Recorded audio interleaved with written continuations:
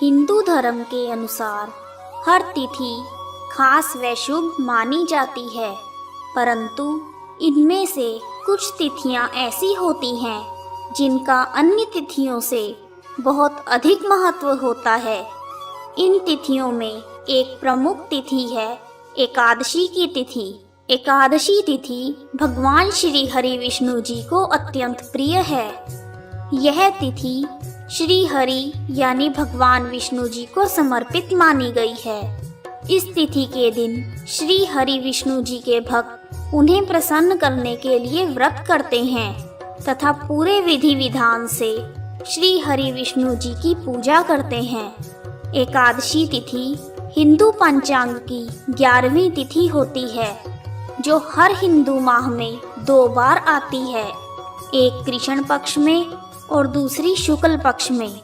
कुछ पौराणिक मान्यताओं के अनुसार एकादशी की तिथि को हरिवासर अथवा हरि दिन के नाम से ही जाना जाता है।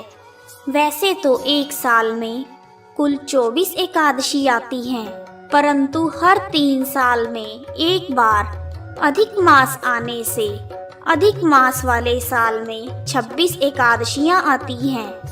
अधिक मास या मल मास के समय में शुक्ल पक्ष की एकादशी को पद्मिनी एकादशी या कमला एकादशी के नाम से जाना जाता है।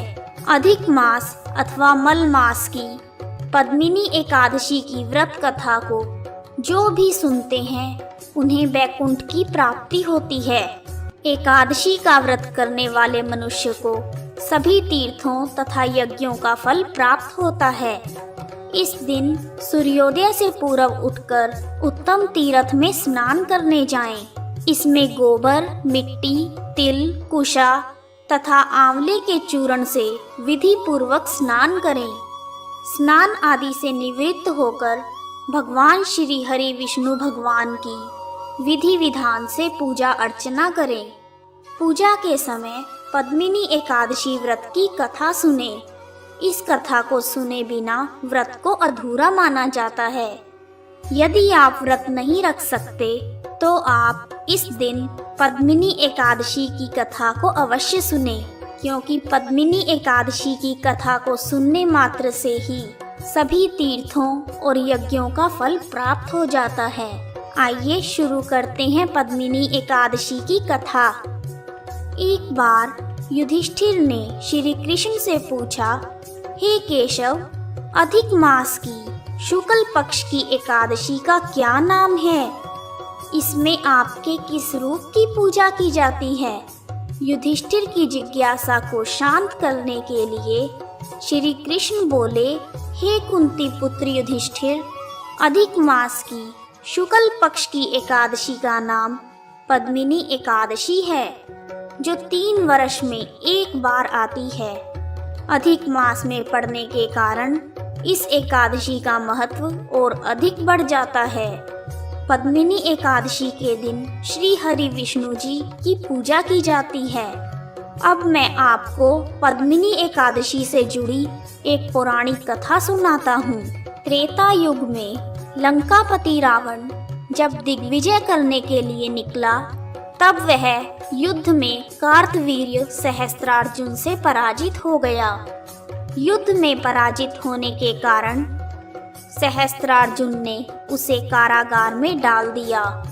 तब कुछ समय बाद पुलस्त्य मुनि, जो रावण के दादा थे, उनकी अनुशंसा से सहस्त्रार्जुन ने उसे मुक्त कर दिया। देवर्षि नारद को रावण की हार से बहुत प्रसन्नता हुई। उन्होंने पुलस्त्य मुनि से रावण की हार का कारण पूछा। तब पुलस्त्य मुनि ने नारद जी से कहा, कार्तवीर्य सहस्त्रार्जुन को युद्ध में पराजित करने की शक्ति श्री हरि विष्णु जी के अलावा अन्य किसी में नहीं है। देवर्षि नारद पुलस्त्य मुनि की बात सुनकर आश्चर्यचकित हो गए। उनकी उत्सुकता को शांत करने के लिए पुलस्त्य मुनि ने इसका कारण बताया और कहा, सहस्त्रार्जुन के पिता कृतवीर्य महिष्मति के राजा थे। वे हय नामक राजा के वंशज थे। कृतवीर्य की 1000 पत्नियां थीं। लेकिन उनमें से किसी की भी संतान नहीं थी।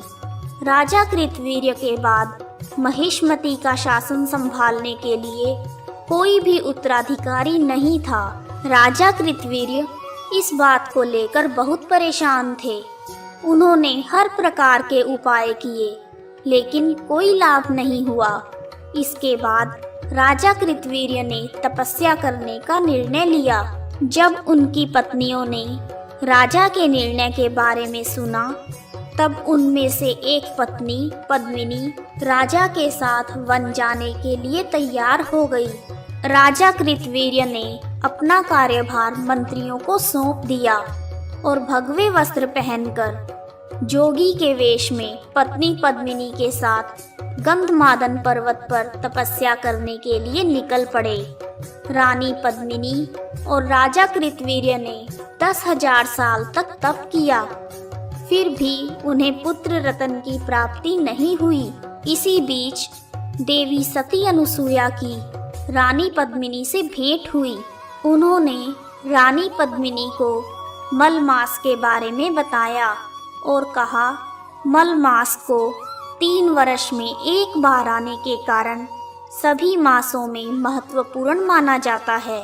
मलमास में शुक्ल पक्ष की एकादशी का व्रत करने से तुम्हारी मनोकामना अवश्य पूर्ण होगी। श्री हरि विष्णु जी प्रसन्न होकर तुम्हारी इच्छा को पूर्ण करेंगे। रानी पद्मिनी ने विधि विधान से मलमास के शुक्ल पक्ष की एकादशी का व्रत किया। इससे प्रसन्न होकर भगवान विष्णु ने उसे पुत्र प्राप्ति का आशीर्वाद दिया। उस आशीर्वाद के कारण पद्मिनी के घर एक बालक का जन्म हुआ, जिसका नाम कार्तवीर्य रखा गया।